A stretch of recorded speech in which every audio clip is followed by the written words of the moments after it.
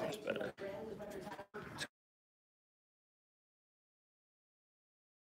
We're going to be by far much better at 3 o'clock than where we were at 10 o'clock in the morning. Temperatures are going to top out in the low to mid-70s depending on how much sun we see. Did I get that coffee? Overall, I think it's going to end up being a decent afternoon. As we go on into tonight, partly cloudy skies, upper 50s. Tomorrow for your Palm Sunday, I don't really see any issues. Yes, we still have that chance of a passing shower. We can't completely take that out of the forecast at this point. Have your umbrellas with you. I just don't see any issues. Monday's a little wet. By Tuesday, Wednesday, and Thursday, we're looking at lovely weather. In the South Jersey Weather Center on Northeastern Radio 99.9 FM, SNJ Today. Good morning, everybody. Welcome to Sports Talk with Broads on this Saturday. And this isn't just a normal Saturday, okay? We're talking playoff Sixers basketball, but it seems odd to me. This isn't a morning which I expected to wake up, be so excited, have this big smile on my face, put on my jersey, get all hype. Now, I feel different, and that's reality. Maybe it's the weather. Maybe it's the fact that it's pouring outside and it's not fantastic out there. But there's just something with this Joel Embiid situation that is not sitting with me very well. Honestly, it's really frustrating. It's annoying. It bothers me. And the big picture here, especially with this Nets series, you would think that we will still be okay. But I've seen this team play without Joel Embiid. I've thought that this team should be okay without Joel Embiid before, and it didn't work out that way. And that's what concerns me. I'm going to be honest with you. I wake up today with a little bit of concern for this game without Joel Embiid. So if you didn't know, Joel, a little tendonitis in his knee. He's not going to go. Well, he's listed as doubtful. The way that this is going to play out is somehow he's going to end up playing or something, and they'll even think more of a joke that this is. It bothers me not because of the injury, because you know Joel Embiid is going to get injured. That's reality. You can't escape it. This guy, it's just in his DNA that he is going to get hurt. He's a 7'2" guy. He runs the floor insanely. You can actually look at the miles that this guy runs per game, and it's insane. So this guy runs a lot for a 7'2" guy. He bangs with other 7-footers in the post. He's going to get injured consistently. That's just reality. But it's not about the injury. It's about the way the 76ers, first off, handled the situation. The All-Star break. Oh, yeah, go ahead. Go play in the All-Star game. That's great. And then the next game returning with the 76ers, he's got to sit out some time. He sat out the last 14 of 24 basketball games, so he missed a crucial amount of time heading into this thing for load management, right? So a little bit of the tendonitis issue after the All-Star break. Then he plays some meaningless basketball games, and then it's back to load management, which load management to the fan base says, well, we're resting him. We're resting him so he will be able to go for the playoffs. If the fan base knew that this is a legitimate concern, well, we would feel different, I think, the last couple days here once we find out that he might not be able to go. We would feel different. We would know, okay, this is the injury, but no one knows anything. That's my problem. Not a soul, not one person knows anything. And if this is a smoke screen, I think that's so pathetic if we're using this as a smoke screen to get around the Brooklyn Nets. We should have no problem handling the Brooklyn Nets. And going into this playoff run and into this first series, I put up a video on my YouTube channel breaking down this series and talking about how no one on the Brooklyn Nets, how no one can handle Joel Embiid. Now, no one in the league can handle Joel Embiid, but specifically the Nets because that's our matchup.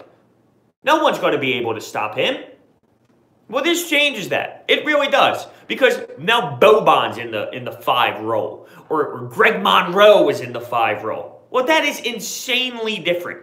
Offensively, defensively, the NBA is more of a half-court set. Well, Joel Embiid, when we need a bucket in the half-court, that's who we go to. I mean, Ben Simmons is not a great half-court guy. He's going to have to step up today. I feel negative going into this, and that should not be how it is going into the first round of playoffs as a 3rd seed. Now, do I still think we get the job done? Yeah, we should. I mean, I said that at the jump. We should have enough firepower to take down this Brooklyn Nets team without Joel Embiid.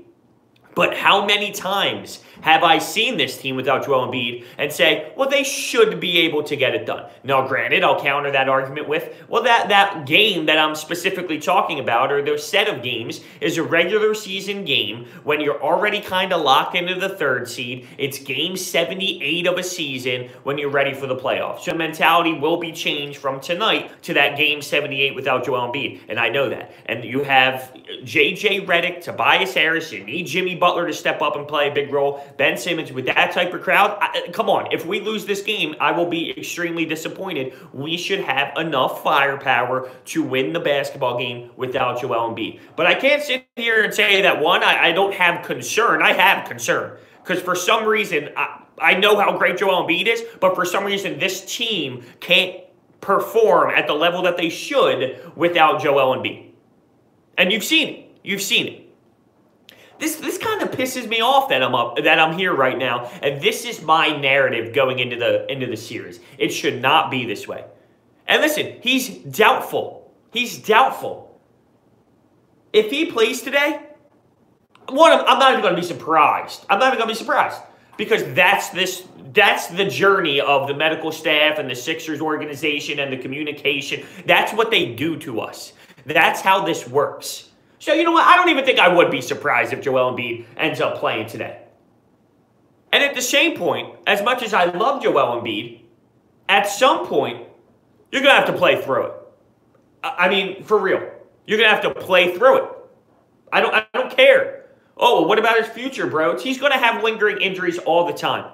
Right now, it's playoffs. What do you play the season for? The playoffs. You're going to have to play through it at some point. Because it's not going to go away. This is something that's going to linger throughout his whole career. If that's the case, he'll never play. But the one argument I will not support. Well, bro, it's trade him. Trade him. He's never going to be anything. Well, listen. Okay, first off, he's never 100%, and he still averages 27.5 and 13.5 at what? 75%? He's never 100%. You can't trade Joel Embiid. Oh, this team's never going to go anywhere. Joel Embiid's always injured. Ben Simmons can't shoot. Do I have to tell you to shut up? I can't stand that argument. Can't stand it. Now, I heard this stat yesterday. Michael Jordan, 6-0. That's the championships we always talk about. A great finals record. How about this? It took him 7 years to win a championship. LeBron James. We've seen the unbelievable run that this guy's been on. Until last year. 9 years. 9 years to win an NBA title. Joel Embiid is in his third year. Ben Simmons is in his second year. That's why I don't go all in this NBA Finals or bust. Are there going to be disappointments if we don't make it out of the second round? Yeah, absolutely. Is there going to be disappointments in the third round? Sure, there's going to be disappointments involved. But I've said this from the jump that this is a grown man's league. I said this from the jump that experience means so much and that youthful players don't win NBA titles. So keep that in mind, that this is a process, if you will, and a journey to two young guys who are making a legitimate case at being stars in this league and making their name for themselves. Now, that doesn't give anyone an excuse to not play well. Like, Ben Simmons has to show this fan base he's taking a jump. I mean, let's be real. He was pathetic last year against the Celtics. It has to be better. It has to be better this year. Ben Simmons has to be better. And I know it's going to cause problems later down in the playoff run. But right now I'm worried about the Nets. And he should be dominant without a Joel Embiid against the Nets. You take a look at their guards. Dinwiddie, D'Angelo Russell. Listen, the Nets, nice little run, right? Nice little run. Nice team. Nice guard play. They don't have enough to take down the Sixers. They don't have enough to take down the Sixers. No, Joel Embiid changes a lot. And it raises concern. But there's no way, right? I sit here and say there's no way. And obviously it would be extremely devastating. Extremely devastating. So taking a look at what has happened in the past playing the Brooklyn Nets, it's hard to justify it, what happened, right? Because, You know, we had a loss by 3 where Furkan Korkmaz was rocking insane minutes and no Jimmy Butler. How do you weigh that? There was also a game, it was a loss with Dario Saric, Robert Covington, and Markelle Fultz. Well, you can't compare. And the last game we had, we smoked them with their starting 5. And Joel Embiid in 28 minutes had 39 points. I mean, that's the difference maker. And that's why I'm a little bit concerned, because I know what he can do against this team. Because who's going to stop him on the Nets? Allen? Who? No one. No one. So that's why I think it's such a difference maker. See, everything changes now. All my opinion, everything's different. Because originally, you asked me, bro, how many games does it take to beat the Nets? I said 5, leaning more towards 6 than 4, but we were going to handle this series. And listen, the Sixers can go out today, look excellent, look dominant, the Nets not even be involved in the game, and then realistically, I will say, okay, maybe this is fine. Because my argument is, I haven't seen the Sixers without Joel Embiid play good. So how can I just assume it's going to happen? I haven't seen them. We've had multiple opportunities. So until I see it, I can't sit there and believe it. No, a win is a win. A grind out, ugly win, I don't care. But we need to come out on top and be 1-0 in this series by the end of this afternoon. It has to happen. I'm bothered. I really am. I am so bothered by this Joel Embiid thing. It's not the injury. I can get over the injury. Maybe the way it was handled bothers me. The All-Star break, the All-Star game, coming back from that, the load management thing. I'm okay with resting Joel Embiid throughout the back end. Don't get me wrong.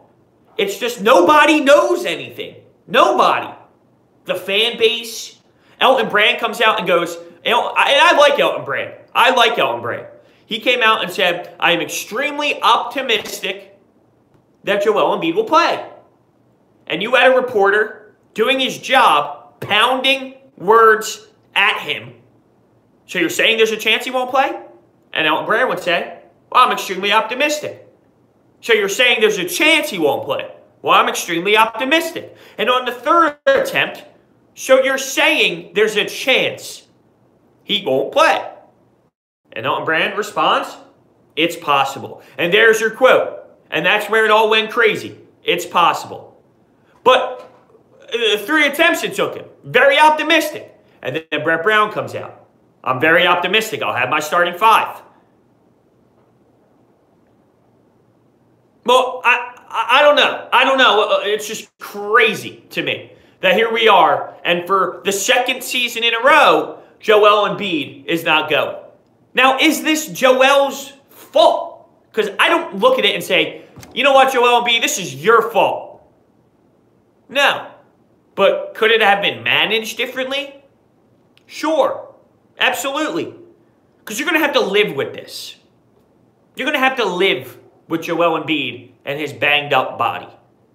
You're going to have to realize that every season, you're going to get about 65 games out of 82.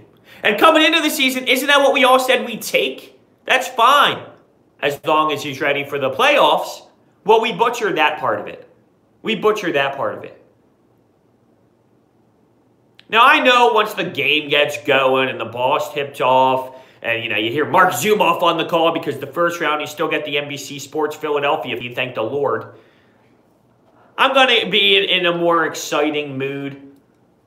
But I'm upset that I get a chance to hop on the airwaves the day of an afternoon playoff game, first playoff game of the year. And this is me.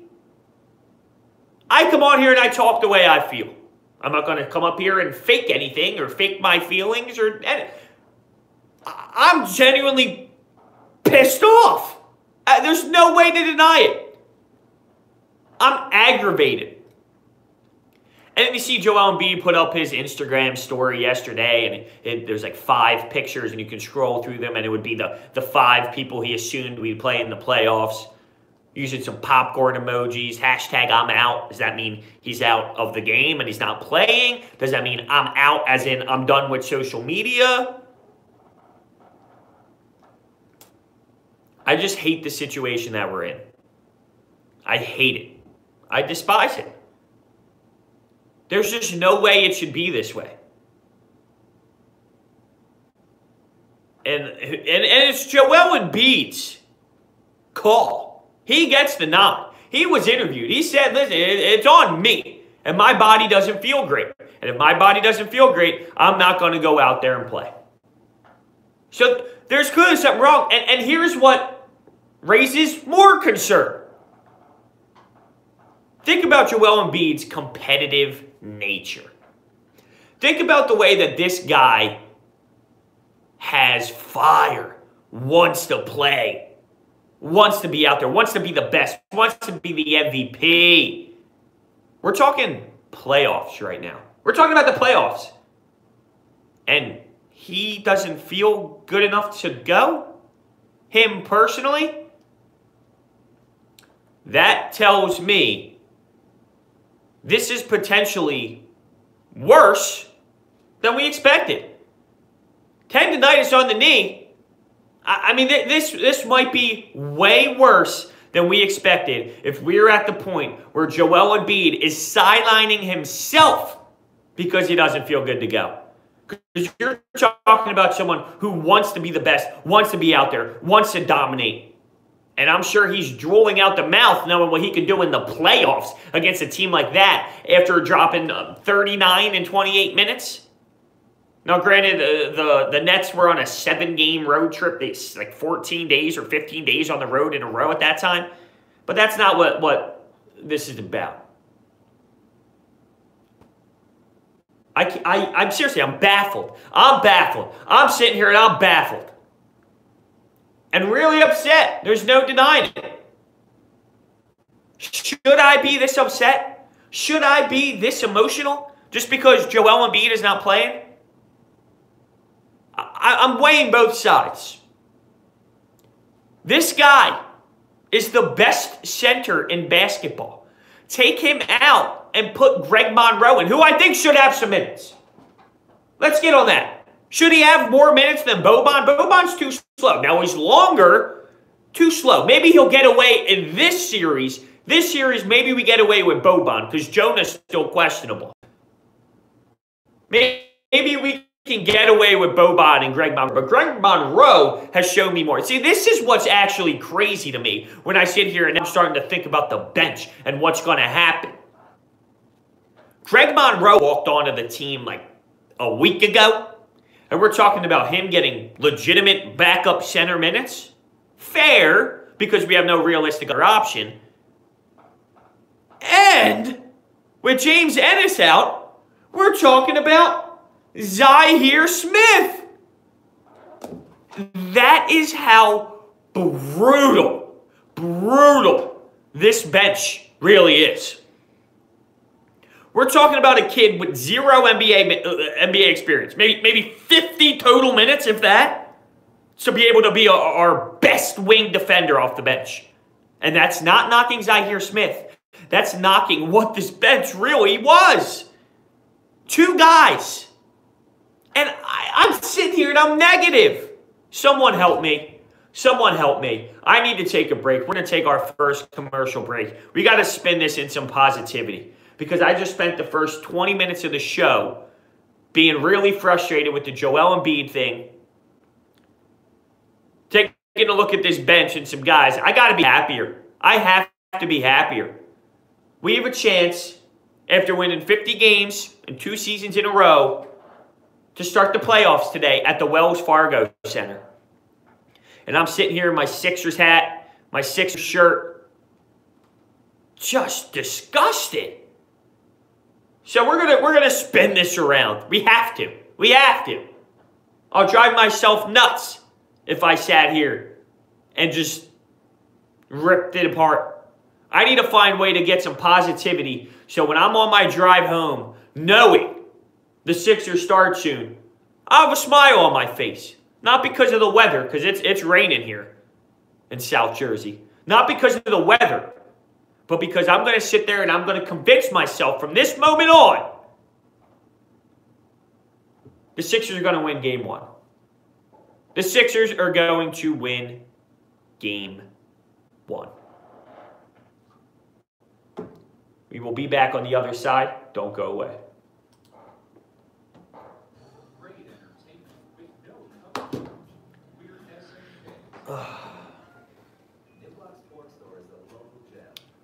What's up, fellas?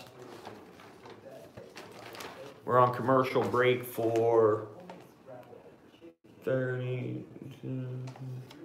minutes. 4-minute commercial break. See smoke coming out. Yeah, dude, frustrated. Am I lagging insanely, by the way? Why do my hands move slow? There you go. I think it kicked back.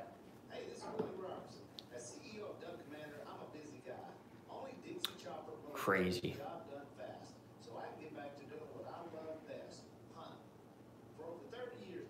Embiid's a baby? I mean, no, he's not.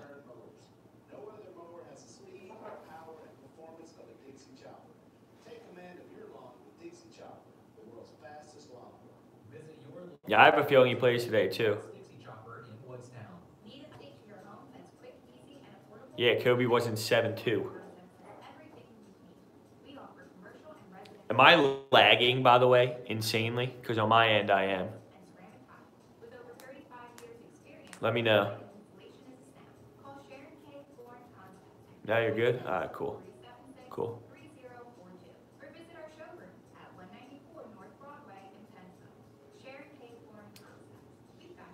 All right, we got about 2 minutes. The Magic are not upsetting the Raptors. Absolutely not.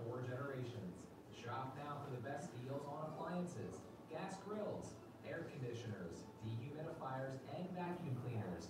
And Monero sells vacuum and appliance parts and accessories for all brands too. Yes, Tobias has to get out of this slump. 1888 South Chelsea Drive in Vineland.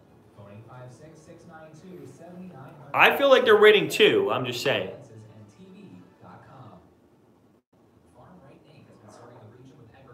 No, I think that there's serious concern. They're not just resting Embiid at this point. They're just rest Embiid in the playoffs.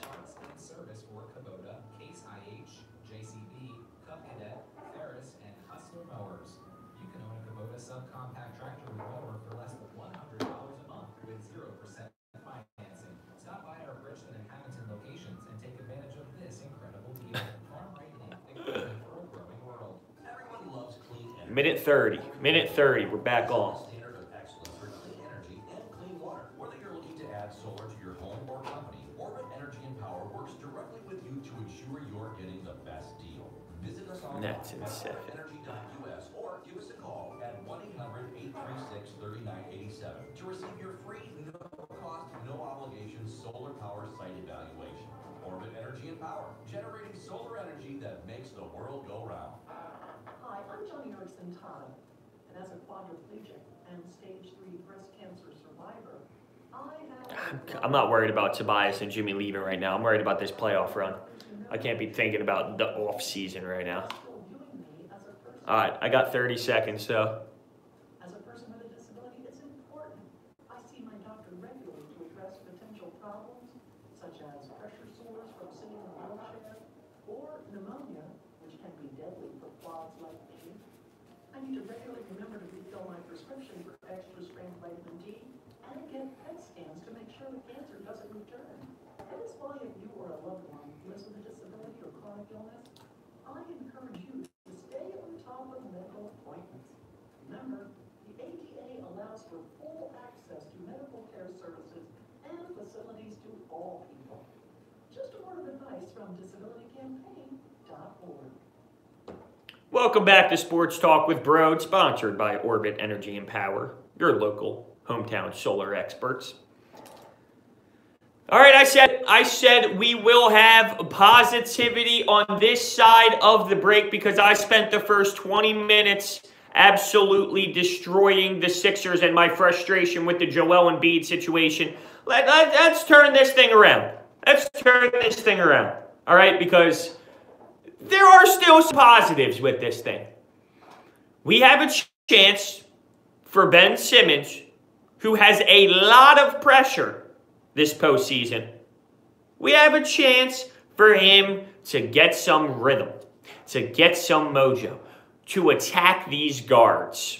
Now, they're gonna play off of him. I'm sure of it. I'm positive that the Brooklyn Nets are going to go watch the Boston Celtics tape. They're going to go watch the Milwaukee Bucks tape. And they are going to try and find a way to stop Ben Simmons. That's what they're going to do. They're going to try and stop Ben Simmons.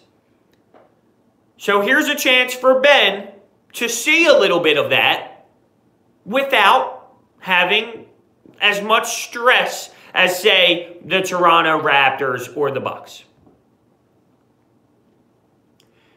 We still have enough. Jimmy Butler, we've been waiting all year. See, I'm trying. It seems like everything I talk about, it's coming off in a negative tone. Here you go. Here's a sentence.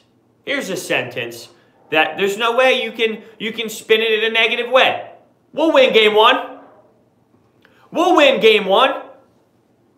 We'll win game one. I'll say it again. The 76ers are going to win game one.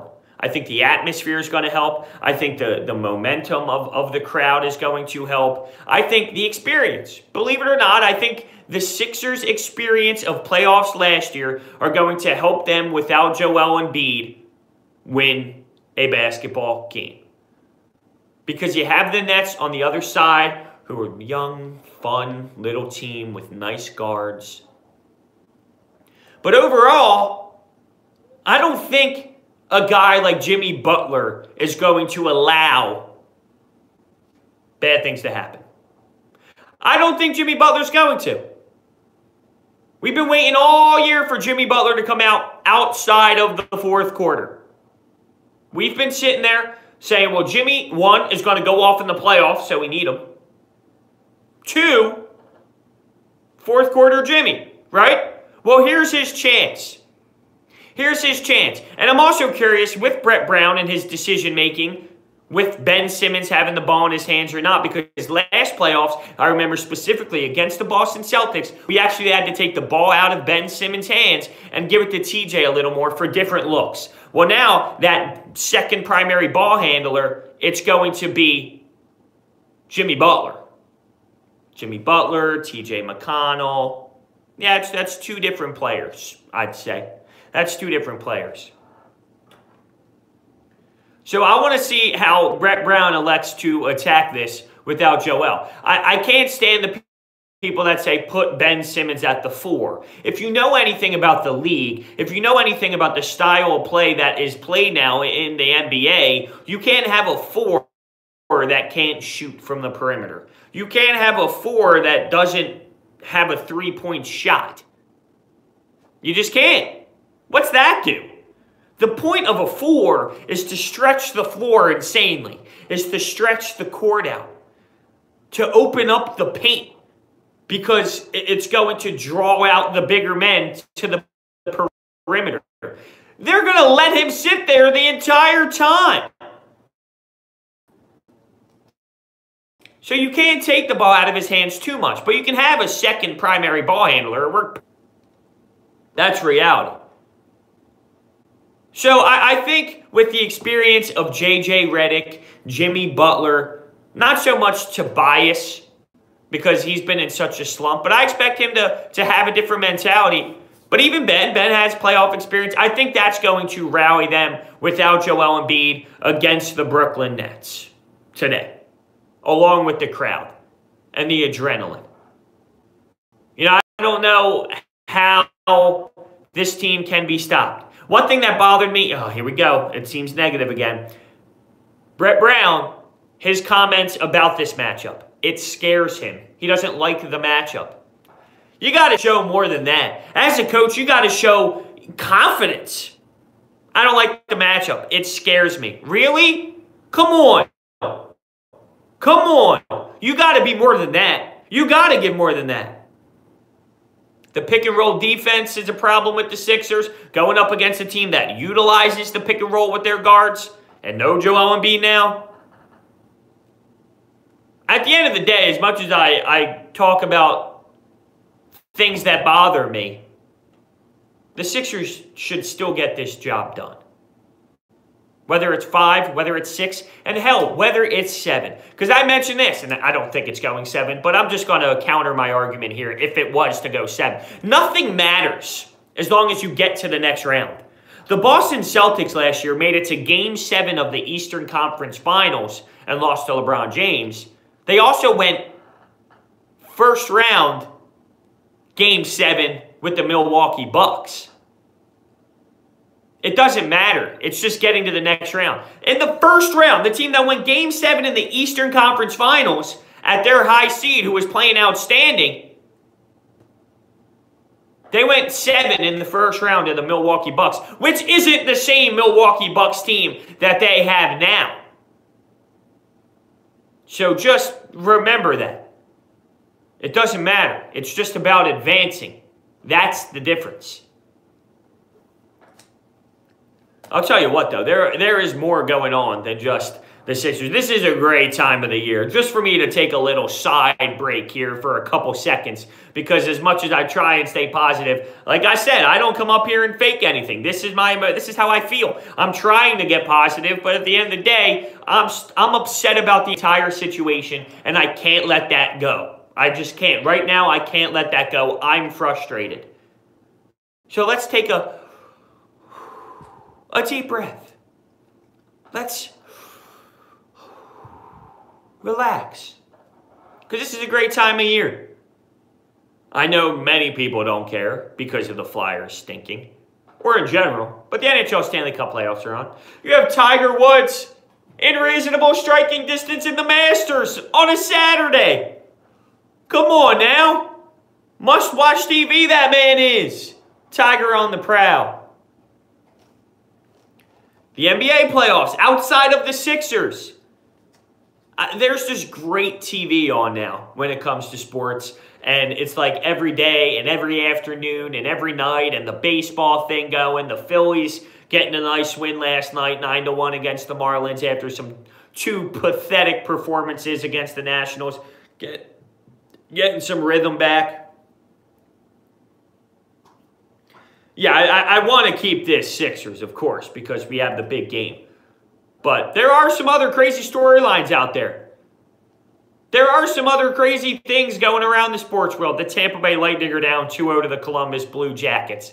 Something I never thought I would talk about today on the air. And if Mike Ferretti was in today, he would rip me apart right now. He would rip me apart right now. Here's... I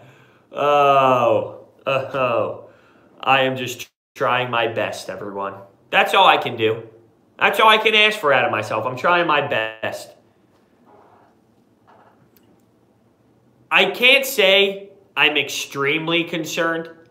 If you said, put your savings, which isn't much, people. It's not much. I'm still in college. I'm still in college.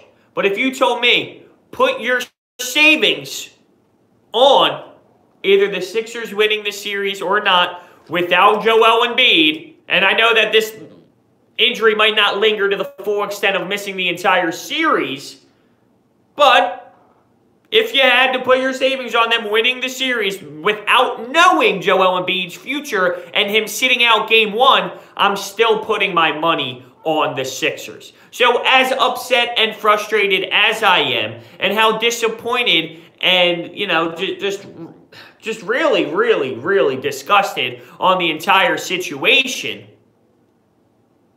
I still believe that they are going to get it done. Because there's just too much talent. And as much as other things play a factor, at the end of the day, talent does take over in this league. Talent is the difference maker in this league. You know, you do have fans out there that are just salty and really upset with how everything's going and say the Sixers are a joke and they stink and Brett Brown's pathetic and they're never going to be able to do anything and Ben Simmons is such a joke. We're going to lose in the first round. I mean, let's get over that narrative. But I will say this is a big playoff run for Ben Simmons, because here's the argument. There was a poll up there I saw from Sixers fans. Who has the most pressure going into this year? Is it Brett Brown or is it Ben Simmons?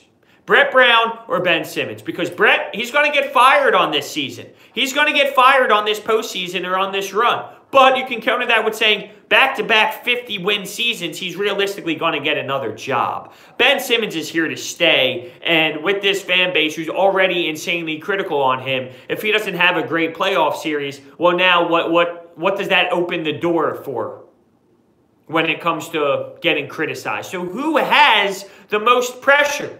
Is it Ben Simmons, or is it Brett Brown, or is it Joel Embiid to get out there? Is it Joel Embiid to play? Where is it? Where is it? The Brooklyn Nets and the Sixers tied the season series 2-2. And like we've been over, in that game, in that series, I mean, you have Dario Saric, Robert Covington, and Markelle Fultz in the lineup. You have Furkan Korkmaz getting an insane amount of minutes with no Jimmy Butler. You had one lineup where no Tobias yet. It was just Jimmy, Furkan, Mike Muscala getting insane minutes, and Amir Johnson. So, and I know people are so anti-Brett Brown, and it's going to be interesting to see how this all plays out. Because I'm perceived as this big Brett Brown supporter. I have a Brett Brown poster in my bedroom that I look at every night. That's how people perceive me when it comes to Brett Brown. And that's not reality. Reality is I'm going to give the dude a chance this playoff run. That's reality. I'm going to give this guy an opportunity this postseason to have a chance. If this postseason isn't what it should be, then I'm totally okay with moving on. I don't have a Brett Brown poster on the side of my bed that I look at every morning and say, yes, Brett, today is another day. I don't do that. But that's how I'm perceived, because I'm not a Brett Brown ripper. He has flaws. He has flaws. And that's why I'm going to see how he utilizes this bench in the playoffs. We're going to need our starters to rock 40 minutes a game. We're going to need our starters to play 40 minutes a game. Mike Scott is going to have to be serviceable off the bench. Everyone else, 8 minutes, 8 to 12 minutes for each guy. TJ's going to get run. He has experience. Zhaire Smith might get run over Jonathan Simmons, which is crazy. Do you go with Zhaire Smith? The dude, we talk about this all the time. Jumping from college to the NBA is an extreme. It's an extreme jump that people can't handle.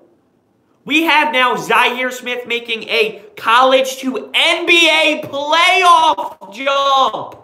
An NBA playoff jump. That is almost mind-blowing and unthinkable. Should he get more run than Jonathan Simmons, a guy who, one, isn't really that great, but has averaged 14 points per game in this league, who has had time in this league. I know he's not great, but we're asking for 8 minutes. Do you give 8 minutes to someone who at least has experience and had time in this league where he was serviceable over some random rookie who, you know, is overcoming a huge adversity? Listen, I love the story, and I would want him to perform. You would in a Toronto Raptors series where you're guarding different athletes. But it's just crazy, and I'm interested to see how Brett Brown elects to do this. It's going to be a lot. And I asked this question on Twitter before I hopped on the show. I put a Twitter poll up on my Twitter page at Brodes81, BRODES 81, and I said, will the Sixers with? And that's reality. So we're going to take another break here. And on the other side, it'll be our last segment. And we will kind of just, I guess, have, and you know, Jerry Springer fans out there, Jerry's final thoughts. We'll put together Bro's final thoughts here on the last segment of the show. So stick around to the other side. season.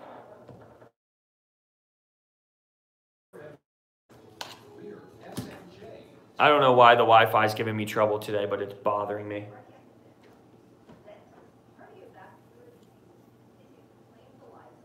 We don't need Embiid to win. I think we do, but you might be able to get away with one.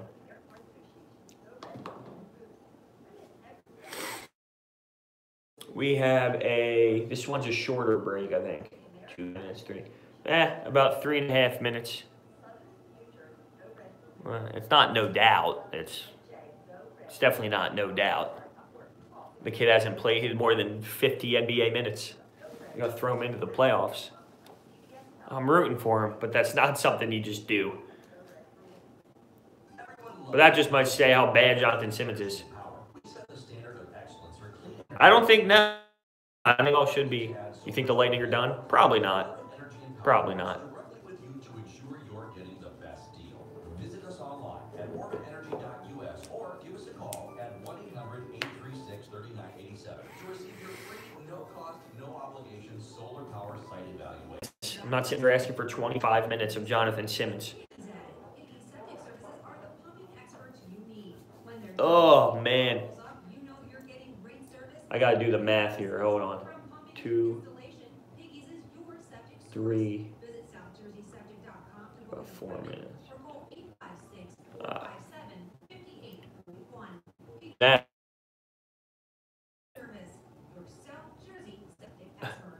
I am not attending the game, so that means we win. Yes, agreed. Yeah, I think he's talking about social media. Yeah, I know. The Wi-Fi here has been atrocious today. I'm disgusted. Yeah, he's our only bench player. Mike Scott is our only bench player.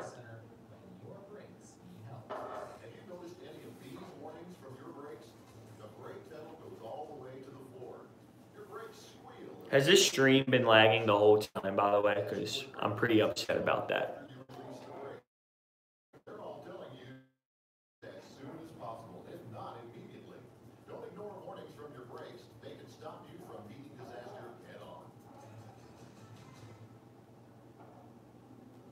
Pissed.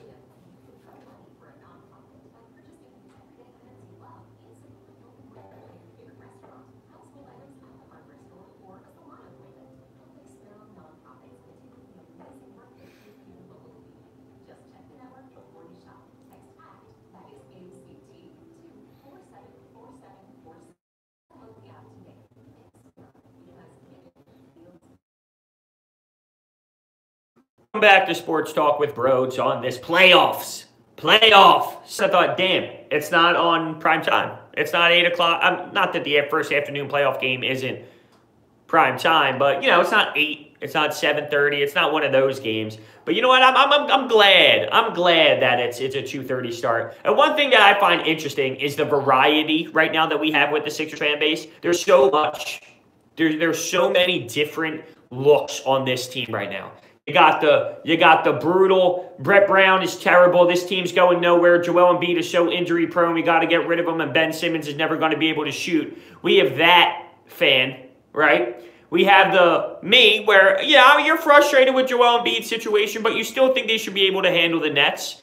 You have the over love where there's him. And then the step before that is listen, we're still going to sweep them even without Joel Embiid. Maybe not get to the NBA Finals, but for this series, you have we're going to be fine in 4 and 5 without Joel and it not even be an issue and it not even be anything. So there really is a variety of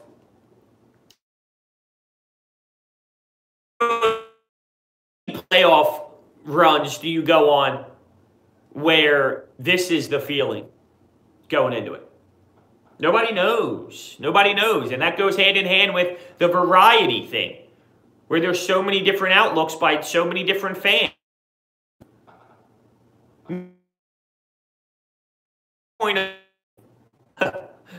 You should know what you have. You should know what you got. You should know what type of team you are. You should know where this team is headed and the future and the future of the playoffs, that is, and what kind of run your team should be able to handle. If you know,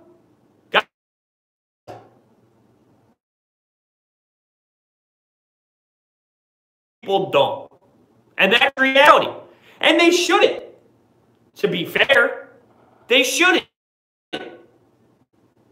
Because we haven't been given that. And I have been one of the most positive guys. I have been someone who has believed that this is still possible. And I still think that.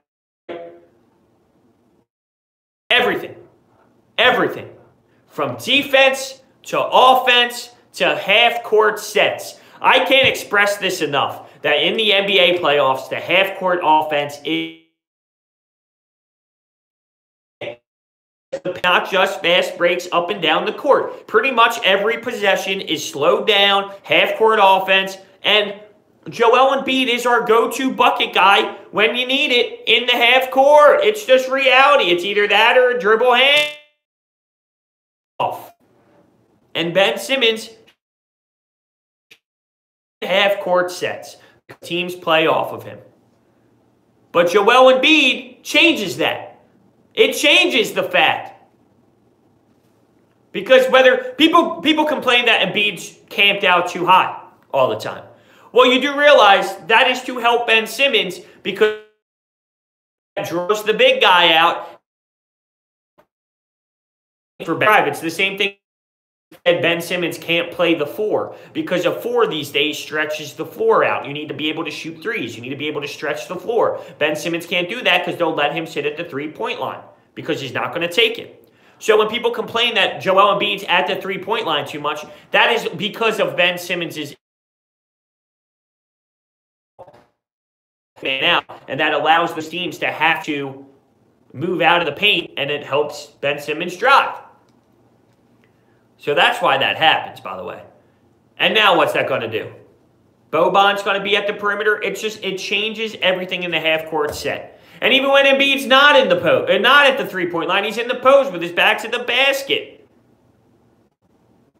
And defensively, when guys you like body there coming up at you, or Boban Marjanovic, who's a big guy, but he's not the same level of athletic. Or Jonah Bolden. He's the same as Joel Embiid. Or Greg Monroe. It's not even close. But at the end of the day, I counter all those points with, I still think they're going to get it done. Let me say that again. They have to. Mandatory. If I'm not even going there because I'm not someone who believes that it's possible. I'm curious to see how long the Joel Embiid sit out does. Is it going to be a game? Fine, I guess I'll take that. I guess that there's worse options than it can be than just saying we'll sit him out the whole frame. Like, there's no more rest at this point. That's what bothers me. The rest thing. It's the playoffs. There's no more back-to-backs. You have 2 to 3, or you have 1 to 2 to 3 days in between each game, depending. There's no more he needs rest. You know? This is it. This is the playoffs. This is the last run at it. So I don't know how much more it is. It's just a lingering thing. It's either one day it hurts him or one day it doesn't. And that's reality. I hate it. I hate it. I hate that my show today just consisted, without Mike Ferretti, by the way, who I think maybe, well, don't get me wrong, I think he would have been just as upset with me. But maybe the show would have went in a different direction because when I tried to tie a positive spin on it, it would have been different. Because he would be here to help me do that. He wasn't able to make the show today. But, yeah, man, it's just, I can't believe it. I'm a little upset with myself, not only just the Sixers. Now I'm bothered with myself. I'm bothered that I had the opportunity to sit here and get all hyped up before an afternoon Sixers playoff game, and I spent 51 minutes and 23 seconds just being really disappointed with the Sixers organization. But how can I handle that? It's not my fault that they put me in this position. They put the fans in the position that they are in. I think if the door was open for Joel Embiid to sit out for the first round of playoffs or so, or the first game, and we knew it for weeks, it wouldn't be as brutal as what it is. But it's the fact that it was portrayed the way it was, and it was load management. Okay, issues. He's just getting rest. To we'll be optimistic that he will play. To it's possible that he won't play. To he's doubtful to play. Really. My blood is boiling again. Just thinking about it. Just thinking about it. So I need to find a way to calm down.